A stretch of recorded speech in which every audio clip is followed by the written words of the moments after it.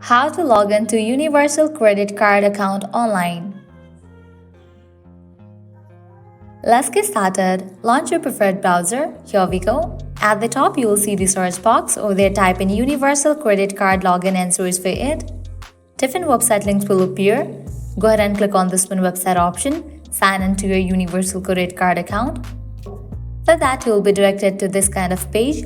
Now here you will see the option of sign in. Click on it. You will land to the login page.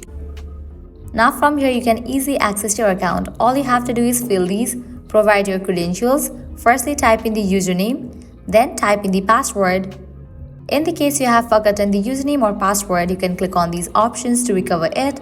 Once you fill this, click on sign in, and just with that you will be logged into your account.